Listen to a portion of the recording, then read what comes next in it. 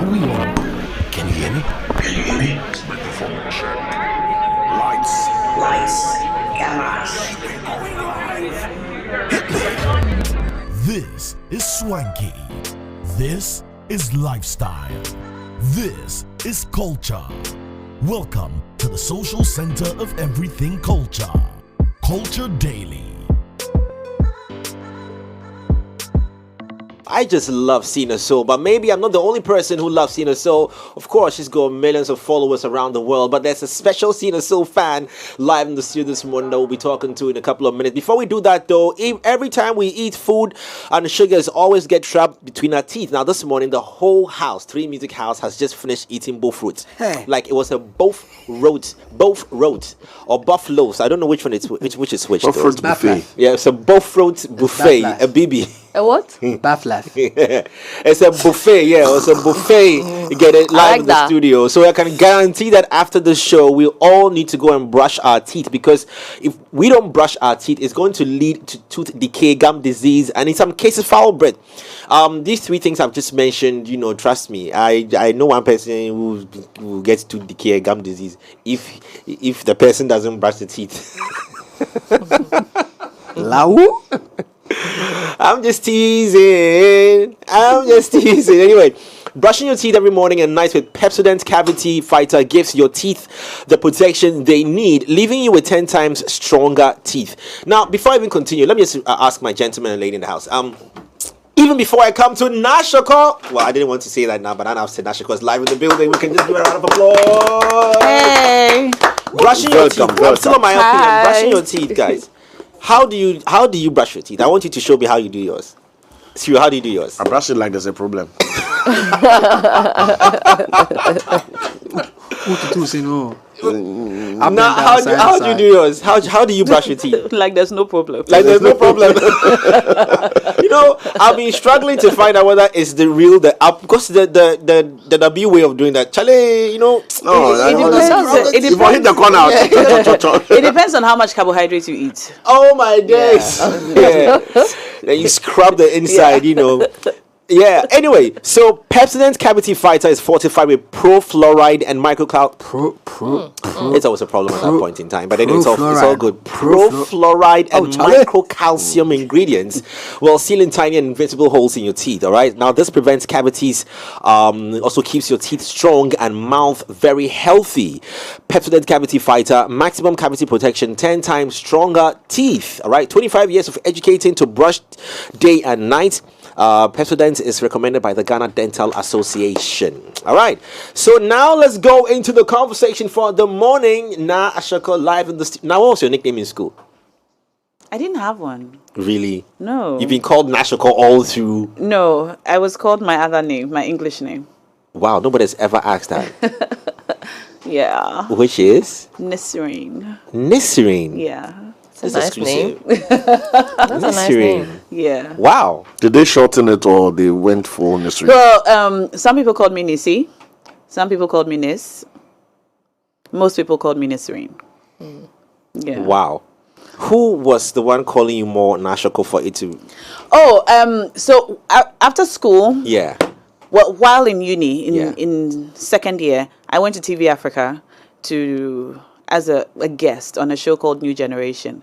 And remember. Kwanzaa, the owner of TV Africa, Yeah. he's all about, promoting African values. So he said there was no way they were going to call me Nisreen over there. So he asked me, what's your other name? I said, well, my name is Ashorkor. And he said, okay then. That's what we're going to use. Wow. So he said he was not going to write Nisreen on TV Africa. No, it wasn't going to happen.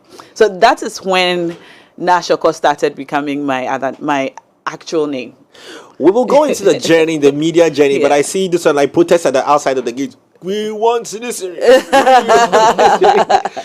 It's all good though, but anyway, welcome to our studios. It's so beautiful. Thank you. And I didn't eat some of the bullfruits. I know the buffet. And yet I would have liked to eat some of the bullfruits because I brought cocoa. You should have- oh.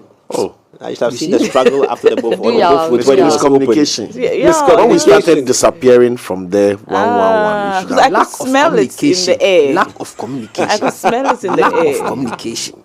Lack of communication. next time, Oba. Now, what makes you like Sina Soul so much? Oh man, she's so original. First of all, I have a strong bias for anyone who sings in Ga. Okay. Like straight up. Tiny. Because look, let me tell you something here. There's something about Ga music which makes it more powerful. Like even if it's worship, like when you listen to music from Perez music, It is you know, Ga. Hiwalelala, that he has the other one, Blame Matessa. Yeah. No, when you sing Ga worship music, you connect on a different level with your You creator. got a point. When it's Jama, the Ga Jama is more Jama than the other Jama. So this agenda, Where it's yeah. like, like Like you you rap know. music, when Tiny like it. is rapping in Ga, like you feel you can feel it in your heart. Charlie. Still, all the other languages like like you're trying to flex, but when you rap or sing in Ga, like the spirit behind the song comes alive. And so first of all, I appreciate Ga music, love music. Like when you listen to Ga love music, like Maria, you know Maria, you know, it's you know, there's something about the Ga music. I always connect on a different level with Ga music. So when I first heard Sina Soul's Shiojo Le Shiongai by, I was like, who is this? I fell in love with her instantly before I met her. And when I met her, she's so beautiful. Yeah. So original. Very. Like she's in a league of her own, and I really appreciate that. So that's why I love her. Oh, Yeah. Sina. Do you think that, or do you agree with people who say that we haven't really given it that kind of, you know, support? Given what Gan or Sina? No, Ga music. Okay. Because we have a lot of killers out there. I mean, those who are yet to blow. You say that people say we haven't given Ga music what support? Like Ga artists and Ga music have not been given that support because they are not primarily the majority in terms of the music we do. Okay, the background to it, maybe the background to it is that I think a couple of months back there was this, you know, comment that April, yes, that went on social media with regards to Jupiter passing a comment about how Ga music. I'm sure you do.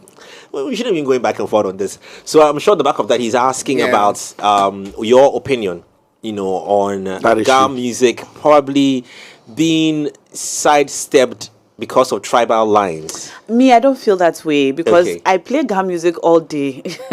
Like in my circles, I hear a lot of Ga, too much actually. I hear a lot of Ga music. It's all I hear. It's all I sing to my children. You know, I play a lot of Ga music on Asasi Radio. So in my circles, I see that we actually propagate Ga music a lot. Okay. So I don't entirely see it that way. Maybe it's like that in other places, but in my circles we're doing quite well. Yeah, I like that. I can't which circles do you make reference to? oh, like in my personal, what kind of music do you listen to? You know, it's what you listen to, right? Okay. So the music I listen to, Your people. my people in my house, in my car. I grew up in Teshi. I mean, it's, you don't hear any other music. And you know, we play a lot of loud music in Teshi because there are always social activities. There's Pojemo today, there's engagement tomorrow, there are funerals. So you hear neighborhood music, you know, in your home. And it's you'll be surprised how long the playlists are and how many Ga songs there are on it. I know, right? So if you live in Cantonments or, you know, Dansuman or other parts of town where they play, you know, other kinds of music, that's what you would hear. But I mean, in my circles, there's a lot of Ga music. I love Ga music. Like, I can list 25 Ga songs. Oh, on the top of my head. So we'll do that at 9:59. 58. I need a few minutes. Yes. Okay. So you know what? I love to have a conversation with you on mentorship because you become an icon that a lot of people look up to. Now you are hardworking. I don't even know how you do. Like you work so hard. Yesterday, someone were having a conversation when the post went up that you were coming on the show, and the person says, she's here. She can do this. I don't know how she keeps up. Like I said, yes, 24 hours. We all have 24 hours. That's how she's using hers. We'll be talking about how much influence you have on people, younger generation as well, looking up to. But before that, you mentioned that you lived in Teshi. I want to know today, once we have you on the show, I want to just understand your life. How was it like for you? What was your environment like? You know, that propelled you even into wanting to get into media space. In Teshi, well, first of all, I'm so glad I grew up in Teshi. Teshi is a very communal place. Everybody knows everybody. everybody's child is everybody's business. You do something wrong, somebody's mother will come and tell your mother, basically. That's the kind of neighborhood I grew up in. Everybody knew my house. If I sat in trotro from my house to roadside, I was very sure one of my uncles or aunties would be on the trotro with me. I mean, I never paid when I took trotro because there was always somebody there, you know. It was that kind of neighborhood where sometimes even if you had money to take trotro, you get into the trotro, you decide who to sit on and keep your money because you definitely know someone on the bus. Yeah. So I grew up in a very communal neighborhood. I went to a community school, a preparatory school in the community, Dara School. All of my oldest friends, some of my oldest friends are still there. And so I basically grew up at a place where we all talked to everybody. You know, talking was the thing. Everybody talked. Between my school, Dara School, to my house, I walked home. I would have had at least 10 conversations on the way. Okay. So I grew up at a place where we all had to talk. Because if you didn't talk, you were considered rude or some way or achose bojogba. So I think that's where it started from. You know, you ask questions. You're interested in what your neighbor is doing, what other people are doing, or why they're walking that way, and like somebody didn't go home straight from school. You saw them go this way. You would tell their father if you met him on your way. Yeah. So we basically were interested in other people's lives. Yeah. And what other people were doing and talking a lot. So I guess that's where it started from. So how did you transition into this space? I mean, because everybody wakes up and says, during our time, now we don't want to put us in a setting, but during our time, lawyer, doctor, I'm going down. Pilot, lecturer. Even lecturer class, what? Engineer, we just engineer. Pardon? Or a disappointment.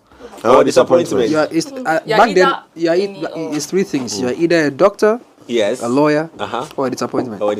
I know, no. right? Yeah. Did you have any of these 5 possible answers? Oh yeah, I wanted to be a lawyer. I actually proceeded to go to law school. So I was at the University of Ghana Faculty of Law from 2012 to 2015. So I have an LLB. But I haven't gone to Makola yet. Any reason? Oh no, I guess it's just not time. Yeah. So you don't have a political career lurking in the background somewhere? No, I was big on student politics at some point in my life. Okay. I was a vice president of my school SRC. I was the regional district zonal secretary of the ERSRC when I was in secondary school. I was doing a lot of student activism, but that was at some point in my life. So I was a politician once. No interest to pursue politics in any way, because it would be ideal to look at you go stand somewhere in Teshin. Me. No. Okay. All right. No. So let's fast forward. Yeah. So you were asking how I got into media? Sorry, my producer wants us to really talk about this space, because now I'm looking at you again and I'm like, now it'd be actually good if she, I should go and stand for MP. Yeah. Let your cuckoo crow. It won't be bad at all. Would you vote for me? Cuckoo crow. Let your who? Let your cuckoo. Let your cuckoo. Say let your cuckoo. Let your cuckoo. Crow. Because you come across as someone like who always wants to have a certain positive social impact, both community, individuals. You want to see people's lives transform. You come across as that. So you took on politics. I mean, you took on law, if I can say, and that should tell me that there's a bit of a spark of, not looking at the deep insights of politics, but being helping to transform the lives of people in your community.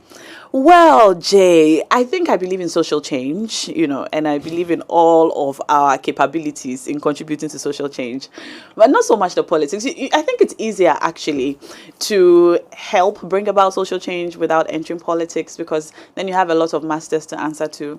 But if you by yourself take on projects, I think your speed of success is more assured. So if you got funding from an independent, a private businessman who wants to put in money into you, because he feels you can bring about change in your community, would you go into politics? I don't think you need politics to bring about the change, you see. I understand. I'm just talking. You and I are on personalities, so we know how to talk very well. I may have loose talk, but you speak very well. But I like your hair. She's deflecting. It's really nice. The host is hosting the host. Right. No, but from your look when he brought up the conversation, it's not the first time you've had this conversation. Oh, it is. No. It is. No. We want to push No. it. You were a bit too calm and just waiting for him to be done so that I have you can a calm say, soul. hey, nah, I know you. Now has to vibe me at this time. At this point in time, I know you. You don't think I am? You don't think I am? No, but First like, of all, are there even calm Nas in the first Ashok place? self This is in one. general. This is one. This is one. You No. know who? This is one. I know a lot of Nas, and calm is not one of the words Father, I'll one of use. heaven. Oh, okay. No, but I like see. you like we said, you have that desire to see a better society. It Yeah, shows I do. in. Don't you? I'm tired now. Oh, I'm sorry. He says that when we see him wearing what? Relax. See him wearing Relax. and half shoe, standing like this. Half When you shoe. see me, but for now, I'm not wearing a half design. shoe. I'm not wearing a half shoe. I'm in a full shoe, so don't worry. When the half shoe time comes, but that Why the half shoe though? no, that is membership. Starter pack. It comes with your ID. When they give you ID, then you give you your first kaftan, Crocodile. your first kaftan, your crocodile skin half shoe. Starter pack. Starter pack. It's like your SIM kit, your honorable kit. 5 minute time, bro. Oh, it's true. So far as I'm wearing sneakers, you are safe. You're safe. You're safe. No, but now, yes, it's nice to do things at your own pace. All the red tape in politics, you might move faster if you're an individual doing your thing and touching lives. But for somebody like you who has been in the spotlight and has a very wide appeal and impact, it might be the right catalyst to take on a political front. Not for your personal political gain, but you get what I'm For the saying? world. Yeah, for all of us. Oh boy. I don't see it. I don't see it in the near or far future. Wow. But you know, in this world, nothing is assured. You know, the world is what it is. One moment you don't like rice and stew, and the next moment It's you're delicious. cooking it all day. So I don't see it in the near or far future. I've never contemplated politics. It's never crossed my mind. Like I said, there was a time when I was like on the stage campaigning and all of that. But it was also over there that I learned so much about serving people who have voted for you. It's the demands of that responsibility can drive you up so many walls, you know. And I wondered about it. I stopped studying politics because, you know, being accountable to so many people with so many different needs and desires and ideas can be tough. You can lose yourself in the process. You can actually lose the reason you are even doing it. You know, it can be lost on you at some point. What was because some of everybody wants something. the responsibilities that were on you, you know, at that time when you had to? While I was the SRC vice president, so the reason I actually went for that position, because at my school, I went to Benkum Secondary School, and the school had a rule of some sort that the school prefect would be the SRC vice president. And the school prefect was always a boy. And so they were saying that the SRC president will always be a boy, and I didn't agree to that. I mean, I was so young. but- We have a candidate. I was so young, but then I thought, wait a minute. First of all, I don't know why the school prefect should be a boy, and then there should be a prefect for girls. But the male school prefect is for the whole school. Why can't the female school prefect be for the whole school? Why must she be for only the girls? I didn't agree with that. I thought that it was not a fair rule, and so I vied for SRC president, and I was voted for. And then the school said I could be vice. I couldn't be the president because the school prefect was supposed to be the SRC president, because the school prefect kind of sides with the administration of the school, and the SRC president sides with the school, the student body. So the school merged the two into one so that the school prefect will not have any conflict and they could control him. And I didn't agree. So that's how it started. Eventually, I didn't win the fight. So I was vice president, but I made sure that I asserted my authority. And I went to vie for a zonal position so that I had a higher ranking than the school prefects in the school. I like that. So that's what happened. Your campaign message is going to be calm. Are you see at this question I'm pointing to two people. The question goes to two people. Are you big on feminism? I don't know. I don't even think I really understand the full scope of feminism yet. I haven't read enough books or gone on any feminist march. So I don't know enough. It's just but you I fighting believe in for fairness. Fairness, you know, yes. and I don't think any gender is greater than the other. But now, where did this stem from? Because sometimes we grow up with certain things that our parents Experiences. imbibed in Okay. us. So where did it come from? Because at that age in secondary school is definitely coming from somewhere where in your family is only females, or in your family females are put above males, or everybody is treated the same way. The guy is not made to sit in the room while the woman cooks and all of that. I think that's a very amazing point to make, Lenny. I think that the truth is I grew up with 3 sisters. So I don't have a brother. Right. So there are 5 women in my house, and then my father, who's a man. So in my house, there were no gender roles. My father expects my older sister Sharon to change the car tires when it goes flat. Oh. My sister can Okay. disassemble the television set and reassemble it right now. Like she was very young at the time. I remember when she was fixing the fridge at home. So in my home, and even in my extended family, I have more than 35 female cousins and about 3 male cousins. So we don't really, or at that age, I was not familiar with gender roles. I didn't know that boys were supposed to do this, girls were supposed to do that. I didn't know this until I went to university. Like, so when I went to university and some boy would be like, why don't you cook and listen? I'm like, what? Why don't you cook? Because my father cooked for my mother every morning. So my father taught me how to cook. It's my father who taught me how to cook. Nice. So, my mother will cook for us on Sunday. So on Sunday, she make all the soups and the stews. But Monday to Friday, my dad was the one who will make the other thing that will go with the soup and stew that my mom made. Okay. Balance. So balance. So I didn't know that women were supposed to cook and men were supposed to read the paper. I didn't know this. So that question just kind of draws my attention or takes me back to how I was raised. Okay. I when I went to secondary school and the light bulb will go off and then the girls expect someone from the boys' side to come, I'm like, let me fix it. Because I could. Because in my house, I did. You get it. So it's normal for you. Anybody, Yeah, did they normal for let me. anybody give you off? Did they make you look tomboyish? Tomboyish. I don't know. Actually, I've never been called a tomboy until last week. Oh. You were doing so In my well. life. I was doing so well until like about a week or look well. like very recent. Why? Not a week ago, but very recent. I don't know. So my friend had met this new girl, and he was like, "Oh, I met this new girl. She's so cool. She's a tomboy just like you." And I said, "Hold up. Why?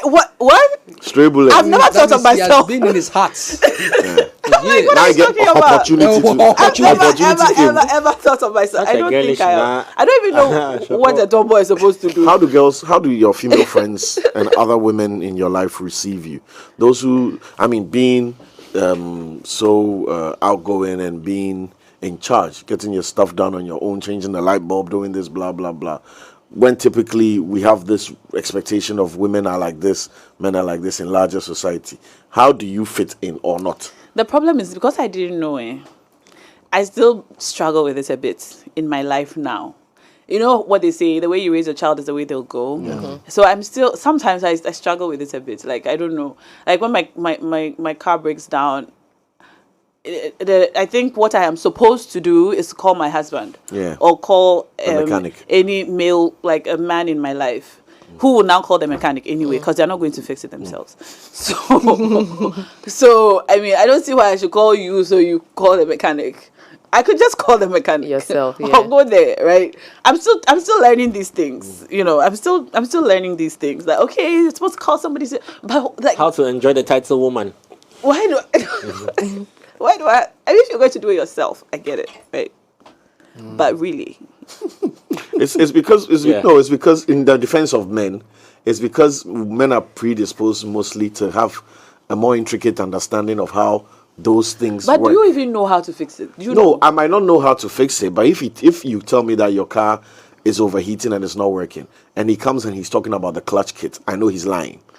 But would you know that? No, I probably wouldn't know. Exactly. But let's assume that we have a mechanic who we go to, who we trust. So this In is Ghana. our mechanic. Oh, we know, but like I know, we all know that this is our mechanic, right? I mean, so like we have a mechanic. I can just call him. Yeah, you can. Right. But like I said, I'm still learning. And The mechanic is also going to come with knowing a perspective how or you're to- buying Your to bar, Mimbuno. yeah. Well, on back of that, let's right. See that? shout, So it's protection. shouts going out It's to a nice. lady called Shikanik. Shikanik, yeah. Yeah, Shikanik. She used to be I haven't with met her Otto yet Jewelin. there, Oh but- yeah. But She's with she Otto reached Jewelin, out, yeah. you know. I saw her. It's good to see that we have a fine gender Yeah. balance with, you know, Yeah. certain jobs that are supposed to be perceived as if it's a male, only for men. But anyway, let's move on. You know, we're having a conversation earlier on about your journey Yeah. into this space, and then the law came in and politics and all. I derailed a bit, but let's get to understand it, because people are very interested. A lot of young girls who follow you always want to be like you. Of course, if you mentor them, you say be bigger than me, but people want to be like you. People are trying to, So scary. you know, yes. So how did the story continue for you? Well, In 5 minutes. For media, I would say I remember watching the breakfast show on television with my family on GTV every morning, and I'd think, Gifty, Auntie has such a nice job. Because the breakfast show used to end at 9 o'clock, and they would close, and my mom would say, Ekpa, wapon, okofi. So that's it. That's the job. It's over. But my mother was a Makola woman, right? Okay. You leave home at 5 a.m. and come back at 7 p.m. And when I go with her, I see the line with, like, you go ahead. Have you ever joined the queue at Tema Station? Well, different places, but not demonstration. The Tema Station queue, One logo you line. can write your dissertation in the queue. So, and I thought, wow, she's closed, that's it. So I remember thinking that as a child, but I never really internalized it or wanted it so much.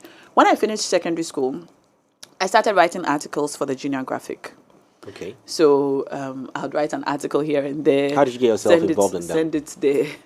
So it was open. You could just write and send it to them. Yeah. So Okay. they had a column called Something Choice, where you could write and mail it to them. But I would write it and go to Graphic and submit it on the Graphic Road and submit it. My mother was at Makola, which is not far from Graphic Road. So it was easy for me to get there. And I met the editor and found later that she was my mother's childhood friend, Mrs. Mavis Kitcher. So she was like my auntie. So I was always sending my stories to her. And then when I got to GIJ first year, she and my mother suggested I go to GIJ before going to law school, because according to my mother, good communication is key. So if you want to be a lawyer, doctor, engineer, whatever, you need to be able to articulate your thoughts and your points very clearly, and GIJ will teach you that. So they sent me to GIJ, and I obeyed. I went. While I was there, I started writing for the Mirror. So I had a column in the Mirror, and I'd send articles to them. When I got lucky, they published it. I have all the cuttings. My father would buy like 25 copies of the paper and share it. So every member of our family, from La Scala to Aduem to Tema, Newtown, everybody got a copy of the paper. Hey, let him be proud. Yeah. And then while at GIJ, I needed to work to support myself. So I started working at the National Theatre as an usher. So I'll go there. I got a job to usher shows. And while there, I started meeting everybody, because all the shows came to the National Theatre at the time. George Cray would bring Ghana Music Awards, Miss Malaika, Thousand Laughs, all the shows. So I was meeting everybody, and I took my ushering very personal. So they all got to know me, right? Like I was always in your face, trying to do the work. So I did all the shows, from concert party to AGMs to like every show. I could do like 3 shows here, there, like every day, every night. So I'll close at like 2 a.m. My dad would come pick me up, take me home. So I was kind of exposed to the media. That's an interesting People. background, though. Yeah, I guess. I mean, this is the first time I'm hearing, but it then brings me to a question that I'll ask later about, the decisions you've taken, where and how to grow. Very important. But anyway, real quickly, you were saying. Yeah. So one day on GIJ campus, I saw people from TV Africa come they were doing a vox pop on something on the youth. I recognized them from the National Theatre, because they would often come to do interviews in the foyer. I don't know if you remember that. I used to see you, actually, Jay. I used to see you with Foresight TV. Is it Foresight TV? Was it in the 70s? What? Was it In the early It was 80s. 2000. Come on, guys. It was 2006, 2007, 2008, 2009. Definitely foresight. Yeah, Olukpaku first I- too. 2006, after his 40th birthday. Yes, yes, yes. Oh, okay. I see what's going on. There's a big I conspiracy. think I should stay out of this one. No, it's too late. It's too late. It's too late. You have to choose a side, please. So all the media houses will set up, and then they'll be conducting interviews in the foyer. It was like every media house had their spot at the time. I don't know if we still do that. No. So I recognized the TV Africa crew. So when they came on campus, I approached them and said, "Oh, hi, what do you need?" And they said, "Oh, we need someone to do a vox pop for us." And I said, "Well, can I help you? I'll get the people for you. What kind of people do you need? How many men? How many boys? How many girls?" And they were like, "Oh, okay." So I did one. I was the first person they interviewed, and I got them the people to interview. And so now every time they wanted to do a vox pop, they'll call me and say, "Oh, we are coming. Organize people for us." After the third or fourth time, they invited me in studio to come be on a show called New Generation as a guest. And I went. And the next time they invited me, the host of the show, Jesiwa, could not come to work because she had an exam. That story is for everybody. Yeah. And then Somebody they just missed it. asked me, "Nah, Jesiwa cannot come. Can you?" I said, "Me? No, I don't want to go to somebody's work, somebody's job. Oh, I beg, I've never done this before." I was actually on the show with Harold Amenya on that day. Look at that. You know Harold Amenya? Yeah. We were on the show together on that day. He was like, "Oh, Fairmont, hey, how? I don't even have anything to wear." You know, I was wearing a branded t-shirt. I think it was Chicago Stars. Have a rice day. The road is the road. I was like, oh. And Newman, I remember Newblite Kome. He was a producer there. He said, "Do it." He and Makafu Zemerani. So I recorded the show. I hosted the show. It was a pre-recorded show. It's a 30-minute slot. We recorded for about 7 to 8 hours because I just couldn't do it. I was shaking like a German watch. Like it just wasn't working. And then eventually we finished. I cried so many times during the show because I felt so pressured I couldn't do it. The next day it came on TV. Jay Foley, if I tell you that I was amazed at what they had done with the mess, I couldn't believe it. My father called everybody in our lives to watch that show. It was big. It was a big deal for me in my school, you know, my family, my neighborhood. Because I told you we're very communal. Everybody knows your business. So it was big. And then Kowansa called Newblite Kome to tell me that he'd like me to understudy Jifa Smith in Cancer. She was the morning show host at the time. That's how it started. This is beautiful. I'm very sure if WhatsApp broadcasts were around at that time, your dad would have just I that tell video you. link to everybody to. I tell you, he would to have watch. done sponsored ads. Yes. Now you are so real quickly. Let me just fast forward. You've had you have very good history on the media houses you've worked and places you've been at, and that has added on to your experiences. In your opinion, must a young female personality, media person who's interested in any media job, be intentional on where he or she should work or gain experience, or in your case, talent was also, just sort of blowing your sail? I think what worked for me in hindsight would be my willingness to serve. Okay. I always wanted to help out, like at the National Theatre. I was just required to stand there and show you your seat. But I'll take your bag. I'll ask you if you want gum. At that time, we were not allowed to bring gum into the auditorium. So I'll take it for you. Like, I'll take it for you. I'll literally stretch out my hand and take it for you. I was going all out because I was just happy to be there. And, and I remember Miss Malaika so much that when the delegates came, I was so happy to see them, show them. I remember her mama. I remember, I was just all over them, trying to just help out. When I think of when TV Africa came to our school and they wanted people to talk, I could have just come to be interviewed and gone back. But I wanted to get them people. Convincing young students to come and stand in front of the camera at the time was quite difficult. I was constantly willing to go out of my way to help people. And I think that might have been one of the things that helped me. So I wouldn't say that, go and choose a media house. You should be willing to give, to serve in the beginning. That's, among other things, will teach you, connect you to the right people. And you will learn before you're ready. Yeah. You will learn before it's time. Yeah. And you would have the upper hand. we've done school, we've done family. Okay, Lenny, add on to it before we... So she mentioned service, right? I want to know, do you still have that? I mean, being who you are today, do you still want to serve as much as you wanted to? Now, that will also cut across ages, right? I was sharing with her, I was reminding her how I came to have an interview with her back in school. She was at Ish, and then I was in my final year. I was doing a project, so my wow, you are just in yeah. That was that was my level 400 project, and I picked Naa Ashorkor. So I was just reminding her when she came, 73. and she was and she was like, "Oh, that's such a full circle moment." I mean, now today we are, all in media and all of that. But I want to know, is being of service for you, does it cut across age demographic? And then as well, at this point you are at now, being Naa Ashorkor, do you still feel the need to be, because you know how people want to get to a certain position and then they get there and then they forget everything that got them there? I have this thing that I listen to on YouTube by Oprah Winfrey. The least chance I get, I listen to it. It's one of the songs that plays in my bedroom all the time. She says that everybody can be popular, but not everybody can be great, because greatness comes with service. She talks about how when she first came on TV and everybody got to know her, she was like, "Oh, I'm so great. I'm Oprah Winfrey. That's a nice job to have." But she stopped one day and asked herself, "Okay, I'm on TV. That's nice. But what am I doing with being on TV?"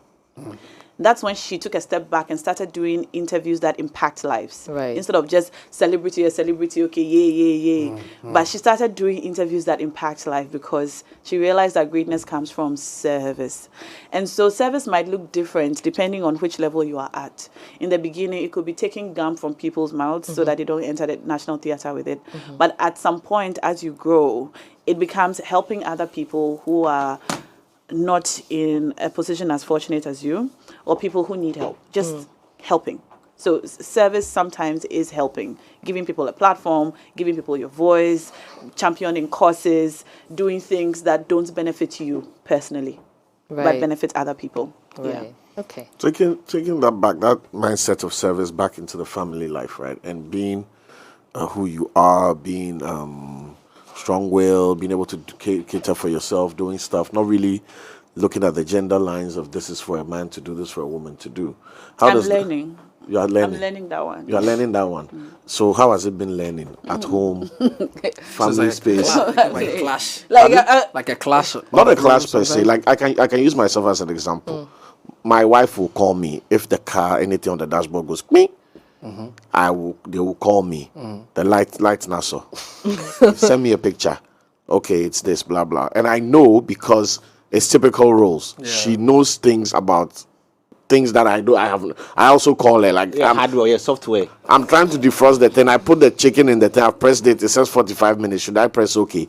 I don't know what's going on. Right? That's it. Is that a joke? No, it's not a joke. Oh. It's not a joke. Like, I can do. I'm great at other stuff, but I'm bad at defrosting chicken. Like, I don't think that's that much of a sin. Okay. I can't defrost chicken. I'll just burn it in the microwave. So most people's lives, those roles are pretty clearly defined. How has it been bringing Naa into I think it's just this our universe? Strokes for different folks. Different strokes for people are different. There are things that I can do. There are things that I can do that my husband probably would not do. There are things that he would do that I probably would not do. But they are not, for me, it's not typical gender roles. Like you must iron, I must cook. No, none of that. It's just what you can do. What I can do, I'll do. What I can't do, I'll call you. If we both can't do it, we'll call someone else. Straight. Okay. Nice way. So that's a nice agreement in the house. It's we'll get into the house as well. Let me just move. We've discussed school. We've talked about growing up and all. Very good. Let's go to your. We're still on the front of the camera. Let's talk about film. Yeah. That industry has been a very shaky industry in Ghana. Really? Yes. I mean, we can be very blunt about it that we haven't done too well in our film industry. But what drove you into that space, regardless? I stumbled into it. Okay. As for film, it wasn't the plan. I had been an extra once in a TV show called All That Glitters. Oh. I popped in and popped out. Right. So that one, it was just by the way. But the first time I was actually in a film with my name in the end credits was at Sparrow Productions. And Sparrow Productions was just a 200-meter walk from GIJ at the time. Yes. It was, Just you know where it was, the yeah. corner upstairs. Yeah.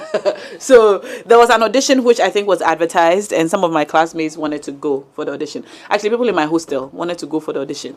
The hostel is actually closer to Sparrow than the school. So I walked with them, and we went. When we got there, I heard that Chris Attoh was in there. At that time, Chris Attoh was on Mentor with Anita Eskew. He was so fine. And I said, what? Chris Attoh? I want to go and see Chris Attoh with my own eyes. As you mentioned, Chris, let me trick myself. Hey, not gay matter, please. Where I'm saying trick myself. So, back in uni, I wanted to meet Chris so badly, but I knew So I was not alone. I knew his girl B. So I spoke to the girl that he should organize some lunch for me to meet up with Chris. That day I was broke, so my budget was only for Chris for lunch. Chris came with 2 girls. No way! So you fasted. Bro, we finished with it, then left like, oh, let's go. No, I think they should take the lead. I walk if you don't I walk from around These are my confessions. Anaga Junction. No way. I walk from around Anaga Junction to take. Who send you? But you achieved your aim. Oh, Johnny. Oh, but you know the first. Kumasi. Kumasi. KNUST. I walk from Anaga Junction to KNUST. I broke. The money I take pay for Chris and girl. Oh, goodness. 2 girls. Wow. Steph and Lauren, they came by with the, in fact, Steph linked You me. remember the name, Seth? Oh yeah, Because Charlie. it's a very sad Ah, Charlie. occurrence. No, easy. Oh. Let me take my glasses off and continue your story. Please. Let me take my glasses off. I can feel it. Please feel it. That day, as I walk going, I said, yeah. And when we finished, I didn't hear from Chris again till some after school. Wow. When we were going to do GH1 rhythms. Then he got in touch. When I saw his name calling there, I said, Jesus, that investment. Wow. Okay, so I heard Chris Attoh was in there and I had to go and see him, Charlie. So the girl who was taking the forms around, her name was Teresa. This was in 2007. I asked Teresa, please, I hear Chris Attoh is there. She said, yes. Please write your name. I said, oh, no, I'm not here to audition. She said, oh, it's free. You can just go and try. If you don't do well, you have nothing to lose. I said, you have spoken sense. So I wrote down my name and I went inside. I was given a script and I was asked to act. Chris was there in the flesh, sitting right there. He was so kind. Like, oh, how are you? Oh, I like addiction. Yeah, he said that. I remember. And I said, okay. So they gave me the script and I read it. And I just read it and I left. I was there the next day when I got a call from someone called Lydia at Sparrow Productions. She said, hello, Nisserine. She actually called you by your government name. You made it for the audition. So you're expected to come to Sparrow Productions tomorrow at this time for fitting. I said, fitting for what? I went back. I saw Kwame Sefakai. Like the Lydia Forson was there. Chris was there. And they introduced everybody and said, okay, so you are playing this, you are playing. It was like a movie. In my mind, I was like, what's happening? What's going on? Mm-hmm. My friend was not called. The one I went with, the one who actually wanted to act. Yeah. Wow. So it was all, I didn't talk. I didn't speak 2 words. I just sat down there quietly. I did my fitting and I left. We shot the movie. The title was Scorned. I played a supporting role, Kwame Sefakai's wife. As soon as we finished shooting the film, they called me and said there was another production, and this time I was going to play lead. That was a Perfect Picture film. Mm-hmm. They had casted me for the Perfect Picture film from the audition. Mm-hmm. And then, so Scorned was, by the way, yeah. Then the Perfect Picture film was the biggest thing at the time. It was the biggest thing at the time, I think, to have happened to our film industry. So I feel like I stumbled. I didn't even have a Facebook account. No, nothing. They created social media platforms for me. Everything was like photo shoot. I'm like, what's a photo shoot? Like everything was just happening. I mean, it was a lot for me, and I was so happy. And like My family was so proud. My classmates were so proud. That's how I started acting. You never acted in school? I acted in a nativity play, Mary and Joseph. I was the sheep. So that means You were the what? that means Tia But has did you always hear been her? inside So you. she was the We'll come sheep. to that. She was the sheep in the nativity. Spoke fast, but slow down. Relax, take it easy, please. Well, if you just joined that time check 9:40, we are talking to Naa Ashorkor this morning on our Woman Crush Wednesday. But discover a world of innovation, a world of luxury, and a world many of us dream of owning. Discover a world of Bang & Olufsen, a particularly true brand in the ever-evolving realm of high-end electronics you might love to own. Well, locate us, Accra, Ghana, Atlantic Towers, Liberation Road. You know the place, right? That stretch of road between 37 and the Accra Mall.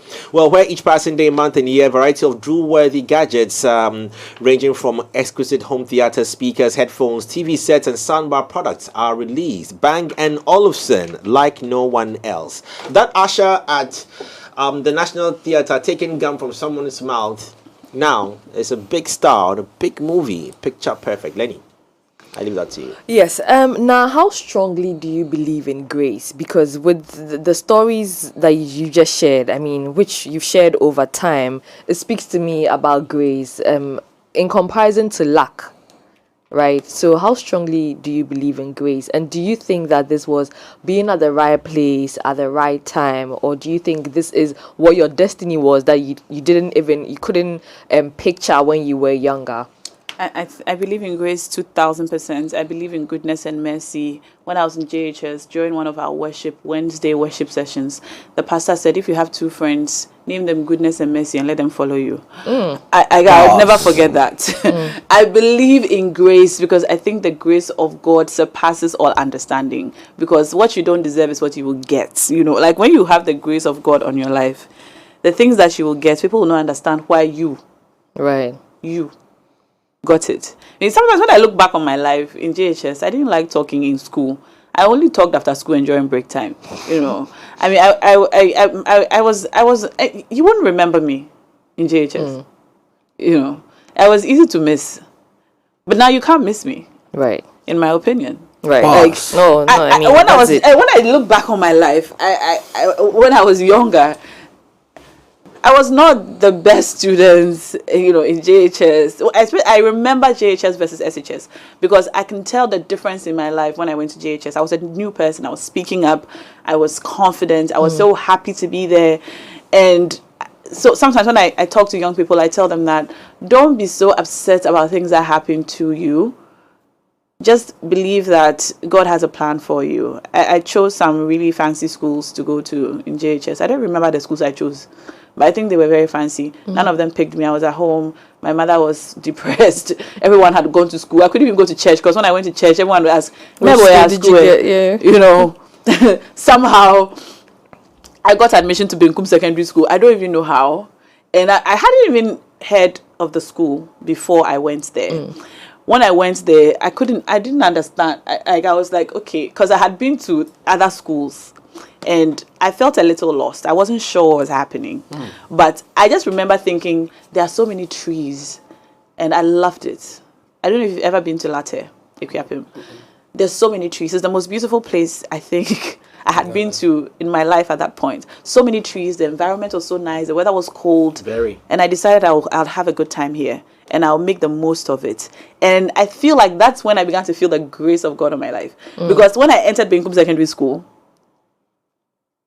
people would ask, which school did you go to? Like, people, like, it was, I felt like I had come into I was at a place where I was starting afresh on a clean slate. I went to Dara School in Teshin. Dara School was the only preparatory school at the time, before SAPS and I came to know of SAPS and the other schools. But if you went to Dara's, it was the preparatory school, so it was a Dadabi school, right? Like, all the cool kids came to Dara's. Like, the competition was real. Okay? Yeah. So, I remember in JHS, I was always buried in my books. I was always reading Goosebumps, start to finish, and weird stories about serial killers. Like, I was always in my books. Always in my books, because I couldn't really find myself. Like, I didn't know where I was. Like, everybody was a cool kid, nice shoes, you know. And I come from a rather humble home. Okay. So I remember all I did was bury myself in my books. And during break time, I'll try to tell my friends, my classmates, the stories in the books and try to exchange storybooks. That's all I did. But when I went to Benkum, I suddenly felt grace. Like, I found my voice, I found myself. I began to have real conversations with people. It went beyond the years. No, I don't know. Please, I beg. That was me in JHS, you know. But and then from there to uni till this point in my life, I feel like I've gotten a lot of things that I ordinarily would not deserve to get. Opportunities. A lot of people are working hard. There was a girl at the audition at Sparrow Productions in 2008 when I went for that audition. I remember her. She's a popular actress now. She was at the audition and she was there with other actors. They were obviously popular people with their makeup done, their hair nicely done. I wasn't even wearing makeup. You know, I was nothing. But I got that role. That girl now, I had a conversation with her recently. I told her, you know, I remember you from a 2008 audition. She said, nah, yes. The auditions I've been to. And she's a great actress. Like, she's the kind of person who, when you see her at an audition, just go home. She's really good. And now, she's blossomed. Now she's doing so great. And, like, in that conversation we had, you know, she and I spoke. She said, yeah, I remember you too. Yeah, like, look at us. And then it got me thinking, you know, we all blossom at different times. And the moment you understand that, okay, we all have the grace of God. It's sufficient for everybody. We all have the grace of God. Everybody, sufficiently provided. But we all blossom at different times. And we all have our time. And your time will come. And so, yes, I believe in grace. And yes, I believe there's a time when it's activated in your life, or like in an overloaded supply. You just have to be ready when it comes. What made April such a special month for you? Oh, April. I wish I could tell you, but I can't. Okay, I think April is a beautiful word. Okay. It's so nice, April. I feel like it rolls off my tongue. Like, I thought if I ever had a daughter, I'd call her April. I just really like the word. Have a son. I have 2 sons. Yeah. Would you score another goal? No. I'm close shop. We'll come to that family side before we wrap up. But let's go to film. Let's go to theater now. I mean, Yes. for someone who's been front of camera, Yeah. you know, you've done pre-produced content. Now you are daring enough to enter a space where it's live. It's live, isn't it? Bro, she was a sheep. It's I was a sheep. From She was a sheep. From a sheep. Let's start from back. So I don't know what else would be daring than that. from a sheep. Yeah. From being a sheep to now doing a monologue or a single What act. role did you play again in the Detective Calls? Ifya Osepoku. Yes, if you're the daughter of Yeah. So Yeah, anyway, Mr. so from a sheep to a daughter. That's a long how many journey. years? Over 20 years. A long journey. What it takes to be from- What got you to now try this area? Because now what I'm gathering from all your stories, you've been very intentional on your things. You went to the auditions, you saw it, you went there. I mean, I've always thought that maybe because it was industry connects, you just got to know Shirley and co. But there was none of that. You went there. Yeah. You left school one day and went there. We'll discuss later on when you left school hours to go for auditions. But let's talk about this space, this theater space you've gone into. Theater, man, what can I say? I don't think I have loved anything, any aspect of my work this much. Theater is. Have you ever acted, Jay? No, I've been trying to get Shirley's attention, but I think I didn't cut it. Shirley, you got a missed call. And Yvonne, I told Yvonne too. Yvonne Nelson, Yes. missed call. Yvonne was on here a moment ago. I hope she's still there. I've told her that I want to act. Was she? If you look at you, why what I go for act? Okay. So let me tell you. Act surprised, my brother. Act surprised. Ask me a specific question. The I don't know where to start. what got you into this space, both business What and got me interest? into the space? Yes. After The Perfect Picture came out, I got a call from a guy called Kareem Abubakar. Before The Perfect Picture came out, I used to go to the School of Performing Arts to watch stage plays. I was not a student of the University of Ghana. I didn't even know where Legon was because I'm from Teshi and It's a different town. Jenny's. we don't, No travel. We don't really like to go far. Yeah. Now we've changed, but in those days, I never left Teshi I never left Teshi Tema until I went to secondary school. My whole life was very right possible. there. Yeah. I went to Tema because my grandmother lived at Tema Newtown. That was it. Teshi Tema, Makola, Teshi Tema, Makola. That was my route. I didn't know where Legon was. I remember the first time I went to Legon, I was like, hey, at that time they had this main gates. the one that's now up there, you know, it was so nice. It was like a little community. And, GIJ is quite small. So I didn't know that universities looked like that. Sad story. Okay, so I used to go to the School of Performing Arts to watch the stage plays. It was like the most electrifying thing. Like, oh my God. I remember watching In the Chest of a Woman by I stand to be correct. Efo Kojo. This was me. Like, I was so excited to see the acting, the drumming and dancing. I wondered how they did it. Like, wow. Like, I was so excited. I used to go and see every show. Then, after Perfect Picture, and mind you, I was just watching this. I never saw myself doing it because it seemed like, these people are superhuman. How are they doing this? So, after Perfect Picture, I got a call from a guy called Kareem. He said, Nah, I want you and Lydia and Jackie, because the three of us were in the Perfect Picture, to act in my play. I said, where? He said, I'm a student at the School of Performing Arts. I said, say no more, I'm coming. I took my trotro, got down at the main gate, walked to the School of Performing Arts to meet him. And then he showed me the script, Vagina Monologues. I said, what? He 2010. said the name of the play is Vagina Monologues. You remember? Yeah, but they also did like different other over the years. They've done a lot of other vagina over the years they've done it. But the first time we did it, Yeah. I said, what? When I heard it. Vagina Monologues. No, that is solid. That's a solid piece. Yeah. Look, 2010. I looked at the script and I was traumatized. I said, what? And then I called Lydia Forson. I said, Lydia, they said you are in a play called Vagina Monologues. She said, oh yeah, I've seen it on campus. Because she was on campus. And she calmed me down. She said, oh, it's a really good play. Let's do it. I said, okay. If Lydia says it's good, then it's good.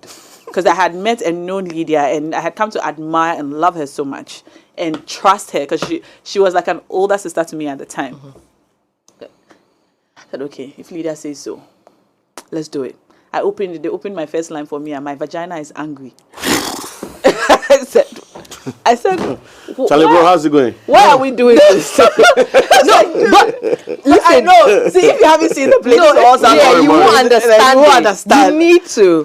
It's like it has a depth. It's heavy. It is. Oh no, I interviewed another generation back at YFM where we spoke heavily about it. Bro, why you your space? My brother, it's your vagina angry. So first of all, let me tell you something. My manhood is before we did that play, I would never say vagina anywhere. In public. Yeah. No, I won't say it. Who am I going to say it to? Do you understand? It's not a word that will come out of my mouth. My vagina is angry. Never. So, as I read the play, I read the reviews, I read the play is basically about women, various women's stories and various experiences that women have had, from childbirth to menstruation to first sexual intercourse to everything. So various experiences of women, okay, told by 4 women in monologues at various times. And among other things is to demystify the use of the word vagina. Like you can't even say vagina to your child who has a vagina. Like, why can't you say it? Dude. So anyway, so that's fast forward. We did the play. It was a huge success. And I thought, I love the stage. I realized after the play that I felt like I had built on my public speaking. Like I was standing so confident. I could stand on stage, look my father in the eye and say my vagina is angry. And my dad is looking at my face and I'm looking at him and he's the presiding elder of the Church of Pentecost in Teshitrim. Like, we're looking at each other and I'm saying these lines. Like I suddenly felt invincible. Like it's something I cannot say. Like bring it on. So it was, by the way, it was a very humbling experience. My parents were looking at each other and wondering where they went wrong. What are the things that we done? Wondering where they went wrong. So after the play, I went to my dad and asked him, how was it? He said it was amazing. And then that's when I realized, okay, this is it. I fell in love with the stage instantly. Years later, I went to work at Charterhouse. George was my boss at the time at Charterhouse. And George randomly said, Charlie, let's produce a stage play. I said, yes, let's do it. Which one? Because I had seen all at the School of Performing Arts. He said, Run for Your Wife. I said, yes, let's do it. Because when he staged Run for Your Wife in 2011, how did you know all this? Yo. Keep going. Hey, so this was in 2011. This monologue sitting here. So in 2011, we staged Run for Your Wife at the National Theatre. Yeah. It was amazing. It was so good. Tigo gave us sponsorship. We did it. It was so good. It was so good. And then, fast forward, yes. I left Charterhouse and I decided to start producing stage plays. So I set up April Communications. We did enough for promotion. We did Medicine for Love. We did The Prison Graduates. We did Book Home. Like we staged a lot of plays. And then I went and got myself pregnant. So I had to take a break. How she said it. Take a break. So I took a break, and then and now I'm back, and George and I partnered up again. So Image Bureau and April Communications partnered up again to produce our first love, Run for Your Wife, which was really good. And now we are producing a Detective Calls. George told me about Detective Calls in 2012. He said, let's do a Detective Calls. I said, what is that? It's not funny. Nobody will laugh. You know, in Ghana, when you're doing stage plays, people must laugh. He said, no, nah. It's not all about laughing. It's about life lessons. Theatre is supposed to be a reflection of our society. It's supposed to teach us lessons. You must live with something. Not every day a jokey. I said, okay, let's do a Detective Calls. So we staged it. We planned to stage it last year on World Theatre Day. We met at the Blaster Square. Myself, Cole Blankson of blessed memory, Jackie Ankara, Akofa Ejani, Fred Amugi. We all met and we spoke and we said we'll do it. We shared the scripts with some of the cast. Cole Blankson read it and said, let's do it. 2 weeks later, he passed. And we were very heartbroken. You know, George was crying all over the place. You know, it was very sad. Yeah, I think it hit him hard. Even when he mentioned it on the stage, it got him in tears again. Yeah, it was very sad because we had just been talking about it. And when he was staged on campus, he was a detective. Eko Blankson played the detective. Yeah. So he was to play the detective this time. But we lost him. We contemplated doing it or not. But George said, let's do it in his honor, in collaboration with his family. So a percentage of all the proceeds went to his family. And it was a good, huge success. Now we want to do it again for all of us. Okay? So we're staging it at the National Theatre on the 3rd and the 4th of June. At 4 p.m. and 8 p.m. It's 150 Ghana cedis to attend. You can buy your tickets via USSD, *713 *101 hash, and choose event 11. So *713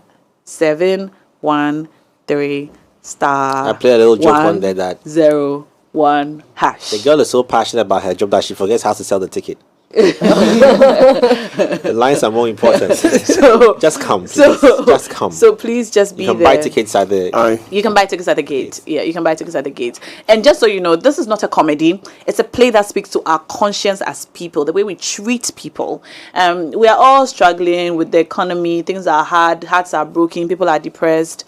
Be kind. Just be kind. If you can't be kind, just let people go in peace. Don't speak. Because the little Ofioko, or what do you mean? Who do you think you are? You look fat, your stomach is big. All these comments that we pass can go a long way to sometimes push people to contemplate or actually commit suicide. And that's what happens in this play. A girl commits suicide because of various experiences that she had with people in one family, and they did not even know. Like, you meet this girl on your way to work, and she actually works with me, who's your sister. And she goes to apply for a job at my father's company, and he wants a little Samsung. You know, all of it. Please don't say it. It's okay. Let them go. All of it. They should go and watch. All of it. It all comes together. And I tell you, the lessons that this play has taught me are more than I can share in one interview. So I wanted to just before you. Why do you want to go before? I beg you, because the tangent is on. Today's Team B. Team B. No, go ahead. Hello. Go ahead. 1996. Hey. The Spanish novel, 5 Hours with Mario. Oh, 5 Hours with Mario. You did a monologue. Yes, I did. Did you see it? Yes, I did. Oh, you did. And I mean, Actually, I'm remember hearing the whole all this. thing, yeah. I'm hearing all this backstory, how you go into all these, and I'm like, how do you light a flame this big to even take such challenges? Because I don't remember the last time I saw a play where someone actually really acted throughout, just run on a monologue, and you actually reimagined it. Also, let me on the back of let me say shouts to Anefi Jating as well. There's something similar. You guys are amazing. I don't know how you do mean, it, but you're just like, amazing. now I'm sure you have a lot of lines. I do have a lot of lines. You could easily pass for. In fact, you could rap. Oh, I could. Yeah, couldn't I? you did it. Can you give us that line you did with Clementos I Suarez? don't remember. I wish production can find it. They That did the video, I song. remember I saw it. Oh, it was for my play book home. Playbook, yes. Yeah, we had a play called Book Home, and I went to pick Clemento up for rehearsals. And he was like, "Now let's do something." I said, "Okay, first of all, you're welcome to." Cool. I still don't get it. That's But right. you have so many lines in your head. I do have so many lines in my head, but don't you have so many lines in your head? He's got a lot of women. No, he's Let me tell you the thing about lines, right? The lines are many. I mean, 5 hours with Mario. Yes. It was 2 hours on stage by myself. Yeah. Reciting lines and acting. Yeah. Wow. So, Hey. And you were channeling some. Charlie, I was like, yo, is that now? We are the did same. you cry? Did you cry? Well, I'm a hard guy, so you know, Yeah, trying people were to. crying in the auditorium. I'm like, yeah, 5 hours with Mario was hard. It's the hardest thing I have done. Yeah. When Latif called me, I told him forget about it. I told him, why don't you go to the School of Performing Arts and look for guess someone what who's to been do. trained as an actor to do this, because this is an actor's play. No director can actually really. It's an actor. There are plays that are actors' plays. The director can't do much. It's you. It's only the actor. And so please look for someone who has the understanding stage movements, understanding upper hand, stage hand, all those things. And he was like, no, you are the one I want to do it. I said, Latif, I'm going to pray about it. So I actually prayed. And I came back and said, okay, let's do this. 5 hours with Mario required me to memorize a whole book in 2 weeks. I had 13 days. That's a To lot. prepare for the play. It's a Spanish play. So the cultural differences, like changing. Look, I went to watch the Spanish version. I watched it like 9 times. I didn't understand anything she was saying, of course. But I was just trying to understand her. So it's about a woman whose husband dies. And during the wake keeping, she sacks everyone and tells everyone to leave. And she decides to keep wake alone with her husband. So the corpse is on the stage. And she's alone with her husband. And she tells him everything that's on her heart that she's wanted to say to him in his lifetime, during his lifetime, but couldn't tell him. So she tells him everything about his life, about their marriage, about sex, about the receipts. children, about his job, about his laziness, about his smelling armpits, everything. She tells him everything in 2 hours before they come for his body. Okay. So you wrap us up. Our time is up. We have about a minute more. You're now an entrepreneur in the theater space, one way or the other. Yay. But you've been in the same infrastructure space for a very long time. How, when you are vocal, you are one of the powerhouses leading this movement. We need bigger, better, more modern spaces than the National Theatre that we have the liberty of using do, now, don't we? which we've In been the using for the Stadium. past, since I was on Fan World. I was also on Fan World. Since Fan World is the same National Hey, Theatre. Olupa Oh yeah, Kocho. yeah, you know the Ghana Yes, card it has is. in the 60s. You was know the that- thing, sister. Is there an age to the show? I don't know the production. I'm the only boy here. Brother, production is on drugs. I'm the only baby Yeah, boy the here. one only baby No, boy. so you I'm get it with right. It's the same National Theatre, and it's Yeah, like I hate children. to say this, but it's like it's going this way, and the innovators and the creators are going this way. Let me tell you. Tell me. I was ushering at the National Theatre during the Ghana 50 celebrations when they opened the theatre, and then people like Fifi Coleman were on stage for A Dilemma of a Ghost. I watched that play at the theatre. It was so nice. The theatre smelled good. It smelled like detergent, like fresh. Tear rubber. Like when you take your clothes out of the laundry and use correct Yeah. soap. Yeah, that's how the theatre smelled. It was so nice. It was, you could sit on the floor, really. Fast forward. Fast forward, I mean, it's not in a great state. It is currently the best place to stage a play in terms of, acoustics, stage design, and the Seating, possibility to everything. actually stage a play. I know people take their plays to the conference center and other places, but in terms of theater production, the National Theatre is better equipped. But the building, the state it's in, it's not so great. It's sad because for someone like me who worked there at the time when it was freshly renovated, I think it was freshly renovated at the time. Firstly and lastly. Yeah, I know what it can look like, and so it hurts me. There were some promises, I don't know which government, about improving theatre, about setting up one theatre in various regions Each region. or something. We looked forward to it. It hasn't happened.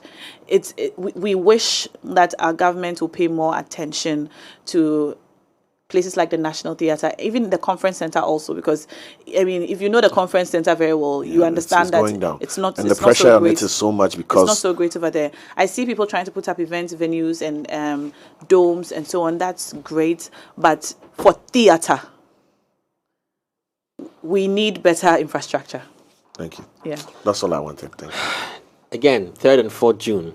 Time. 3rd and 4th June, 4 p.m. and 8 p.m. 8 p.m. Please come. Buy tickets for your friends and family. It's not a play you come and watch alone. Come with someone you can smile to and say, you see, you know. Buy tickets for your colleagues at work, your staff. After this play, you'll be a much better person, I promise you. You can buy the ticket via USSD, *713*101#, event code 11. Or you can just come to the theatre and buy tickets at the gate. It's 150 Ghana cedis. Yeah. Amazing. Nah, it's been great having you on the show. Uncle Jay, As thank always. you for having me. Yes. I take it right like now. that. Switch Oh, my name to Grandpa. Grandpa, no, I can call you Grandpa. Oh, yeah, you can now. call me But Grandpa. Jay, I why can have you call. dyed your hair? Died? I said, Asha ni yomo. That's your natural haircut. Yeah. Yomo. Oh. Hey, but wait, the It's people so here pretty. have lived within my hair journey. They are aware. It's So so look on it's your so head, pretty. Jenny. My hair journey, they can tell. Nah came It's here. so pretty. Nah came here looking So that's for your blood. actual hairline. Yeah. There's no wig in front. No, come and see. Wow. This stands for No, I've we. been seeing some videos on Instagram where the men No, they glue some. but hold on, and hold then- on, hold on. It's I thought. Let me I thought clarify it was, something it was you really raised. nice. We're going into men's health awareness. month. Okay. What people need to understand, I see people laughing at men who It's not go to the funny. barbering shop and Yomo their hair. No, hold on. In fact, a man who doesn't do it, you are funny. Who doesn't do it? Who doesn't Wear who wig. doesn't who doesn't Doesn't stay up to it is standard. now Who doesn't groom? it's just who doesn't groom. Oh, okay. I thought you A woman meant goes wearing wig. and butters her face with everything. And if a man feels that it's right for me to shape my hairline, Yeah. Get some facials done, do bro. listen, Dude, let me tell you. Let me tell you, Jay. Yeah. Your hair is beautiful. Thank you, baby. It's really nice. I did not think it was I've like been all on you. I've been on a hair what you call it Hair growth therapy, pilgrimage, yeah. pilgrimage. Do you use Kinky Matters? What's that? Kinky Matters. No, I so told was you actually about going it. to You told me about contact Kinky Matters. Lydia You should to use help Kinky me, Matters. but I got someone who gave me this soap that I use. It's made from the rice water and some things. It's like a Okay. bar of soap. It's really nice for special for hair. You use it, keep it in. So just to enrich your hair, and it's working for me. I You like should- you it. should add If you like leave-in my hair, conditioner. please talk to me in my DM. Yeah, Yeah, we'll you talk should hair. add leave-in conditioner and a bit of moisturizer. Please, you should come to my house and see my Oh, your setup. my setup. Your setup. So it's a whole investment. Oh, Jay. Thank you very much. Nah, it's been good having you on the show. Thank you so much. We love you It's so much been for all the lovely things you being do. here. And I'm grateful for your support on Leaked as well. Truly appreciated. We'll come to that. Your final words. Please come and see my play. Thank you. Please. That's Thank come you. and see my play. 5 Yes, words. I like that. thank you. Thank you very much. Anyway, well, they're asking for a social. It's Naa Ashorkor, right? At @na_Ashorkor. Oh. Okay, the place at the National Theatre. It's at the National Theatre, Okay. 4 Yeah. p.m. and 8 8 p.m. p.m. 3rd Yeah. and 4th of June. That's this weekend, Saturday Yeah. and Sunday. 150 Ghana cedis. Please come. Can you comment my hair again? Let me go. Your hair is so beautiful, Jay. Thank you. All right, on You've that got the note- best hair in the studio right Thank now. you very much. On that note, Nah. have a lovely hair day. I'm sorry, what? You and I were fine, oh. You and I were I just look serious. You're not you the bar. almost made it. She almost made it.